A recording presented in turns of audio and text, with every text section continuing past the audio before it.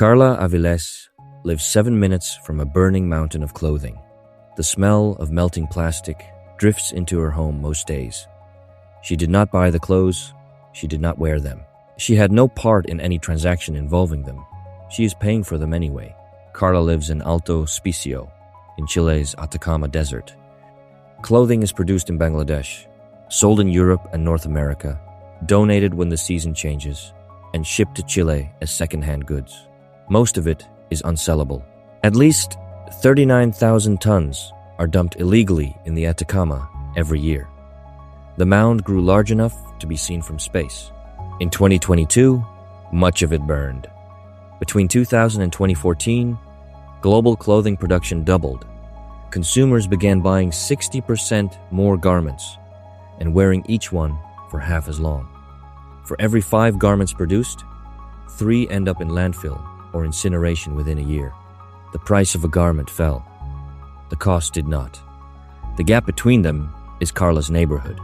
3 forces made this structurally inevitable. The first is the currency gap between where clothing is made and where it is sold. Brands are paid in dollars. Workers are paid in taka. A garment worker in Dhaka earns a minimum wage of around $113 a month. The gap is not deliberate suppression.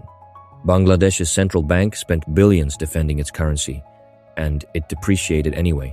The worker is paid in one of the weakest currencies in the chain. The brand prices in one of the strongest. Part of the gap is captured as margin, without anyone needing to design the extraction. The architecture performs it on its own. The second is cheap credit in consuming nations. By 2022, Gen Z customers of a major buy now, pay later service were spending over 900% more than they had 2 years earlier, most of it on fashion.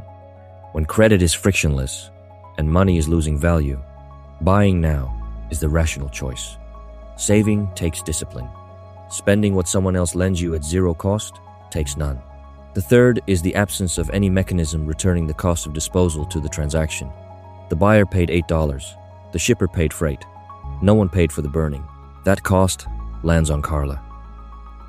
This is not a story with a simple villain. Extended producer responsibility requires producers to pay a fee covering the end-of-life cost of their products. The European Union made this mandatory across every member state, starting in October 2025. Chile declared textiles a priority product under its own version of the law. The logic is sound. Internalize the external cost at production, and overproduction becomes less rational.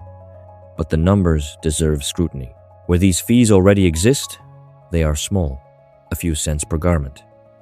That does not touch the economics of a business model built on disposability and frictionless credit. None of this happened in a monetary vacuum. It happened in the era of the cheapest credit in recorded history, inside a system that structurally orients consumption toward the present. The conditions making an $8 shirt worn 7 times rational for brand and buyer alike are conditions this monetary architecture creates. The Cantillon effect is usually discussed in terms of asset prices and purchasing power. This issue shows a different dimension of the same mechanism. It does not only redistribute purchasing power, it redistributes physical cost. New money enters at the brand, the bank, and the retailer. The environmental cost exits at the Atacama. Those closest to the money creation capture the margin. Those furthest from it absorb the waste. Karla Aviles received none of the margin. She received the smell of burning plastic and a mountain of clothing 7 minutes from her door. The price was $8.